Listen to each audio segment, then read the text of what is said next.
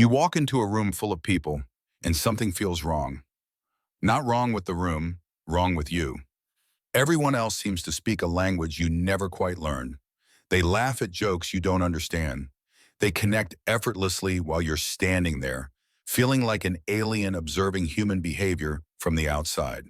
If this sounds familiar, I need you to know something. You're not broken. And what you're experiencing has a name. Welcome to the Enigma predicament, a psychological phenomenon where you feel so fundamentally different from others that you believe no one could possibly understand you. It's the haunting sensation that you're living in a parallel universe, watching everyone else exist in theirs. And here's what nobody tells you. Millions of people feel exactly this way, convinced they're the only one. Let me explain what's really happening in your brain. When you feel different, it's not just in your head. Research shows that our brains are wired in unique ways, and some of us process the world through a completely different lens. For neurodivergent individuals, those with ADHD, autism, anxiety, or other conditions, this feeling isn't imagination. Your brain genuinely integrates information differently. You're not making it up. You're not being dramatic. Your experience of reality is simply unlike the majority around you. But here's where it gets fascinating.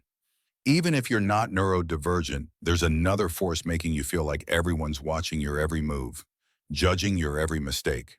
It's called the spotlight effect, and it's sabotaging your life in ways you don't realize. This psychological bias tricks you into believing that you're always center stage, that everyone notices your awkward moments, your outfit choices, the stain on your shirt. Research by psychologist Thomas Gilovich revealed something extraordinary. When people wore embarrassing t-shirts into a room, they estimated that nearly half the observers noticed. The reality? Only about 23% actually did. Think about that for a moment. You're spending your entire life worried about judgments that mostly don't exist. You're editing yourself, hiding your true personality, exhausting yourself trying to fit in, and most people aren't even paying attention. They're too busy worrying about their own perceived flaws, trapped in their own spotlight. Now let's talk about why you feel this way in the first place. Your childhood carved neural pathways in your brain. If you were bullied, excluded, or told you were strange, your developing mind absorbed that message like a sponge. If your family was different religiously, economically, or culturally, you internalized the feeling of being an outsider. If you moved frequently and never developed deep friendships, you learned that connection was temporary. These experiences didn't just hurt you emotionally. They literally shaped how your brain processes social situations today. But there's something else happening that nobody talks about. You might be engaging in what psychologists call masking, the exhausting performance of pretending to be like everyone else. You mirror other people's behavior. You laugh when they laugh. You hide your unique interests. You say the things you think you're supposed to say instead of what you actually think. And then you go home feeling empty, disconnected, wondering why relationships feel so hollow. It's because nobody is connecting with the real you. They're connecting with the mask. Here's the paradox that will blow your mind. When researchers study this phenomenon, they've discovered that the people you think are so normal, so perfectly adjusted, are often feeling exactly what you're feeling. They're just better at hiding it. They're wearing their own masks, silently convinced they're the odd one out. Social psychologist Judy Singer coined the term neurodiversity to capture a profound truth. There is no normal brain. Every single person on this planet thinks differently, processes emotions differently, experiences the world through their own unique lens. Let me tell you about the Japanese proverb of three faces. The first face you show to the world. The second face you show to close friends and family. The third face you never show anyone. That third face is the truest reflection of who you are. Most people spend their entire lives hiding it, terrified that if anyone saw it, they'd be rejected. So everyone walks around showing their first face, believing everyone else's first face is real, feeling isolated because the connection isn't authentic. Now here's what changes everything. When you understand these psychological mechanisms, when you realize that feeling different is actually the human condition, something shifts. The question isn't, why am I different? The question becomes, how do I embrace my difference while finding genuine connection?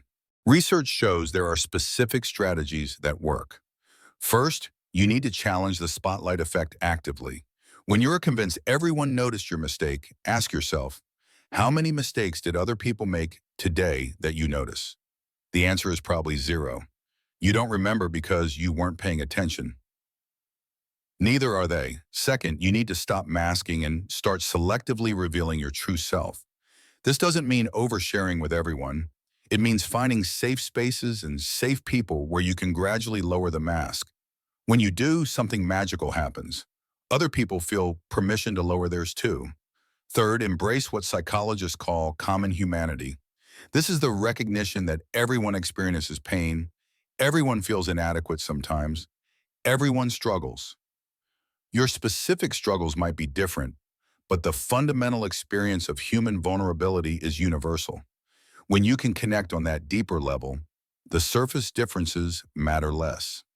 Fourth, find your people. This is crucial. You don't need to connect with everyone. You need to connect with the people who get you. Seek out communities built around your interests, your values, your way of seeing the world. In the age of the internet, your tribe exists. They're out there feeling just as different as you, searching for someone like you. Here's something that might surprise you. Many of the most successful, creative, influential people in history felt profoundly different. They were outsiders who channeled that difference into something extraordinary. J.K. Rowling was a single mother on welfare battling depression when she created Harry Potter. She captured her experience of feeling like a dementor was sucking the life out of her. That feeling of being different, that deep well of pain, became art that connected with millions. But you don't have to create a global phenomenon to matter. The point is that your difference is not a bug, it's a feature. The things that make you weird, the interests nobody else shares, the way your mind works that feels so alien, these are not flaws to be fixed. They're the raw materials of a life that's authentically yours. The research is clear on this.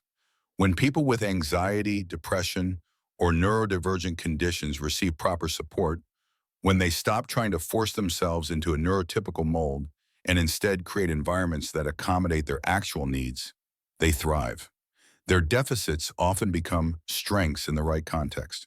The person who hyper-focuses might struggle in a traditional classroom, but becomes an exceptional researcher. The person who's too sensitive might struggle with criticism, but becomes an incredible artist or a therapist. So if you're watching this feeling like you don't belong anywhere, I want you to hear this. The feeling of being different is one of the most common human experiences. The irony is that we all feel unique in our suffering, when suffering is actually what connects us. You are not alone in feeling alone. And that feeling, as painful as it is also the doorway to something deeper. Because once you stop spending all your energy trying to be normal, once you stop performing for an audience that isn't really watching anyway, once you give yourself permission to be who you actually are, something incredible happens. You start attracting the right people, the ones who like you for you, not for the mask. And those connections are worth 1,000 superficial friendships. Your difference is not a problem to be solved. It's an invitation to live more courageously, more authentically, more fully. The world doesn't need another person pretending to be normal. It needs you in all your weird, wonderful, different glory. So stop hiding, stop apologizing for taking up space, stop believing the spotlight is brighter than it is, and start living like the main character in your own story, because that's exactly what you are.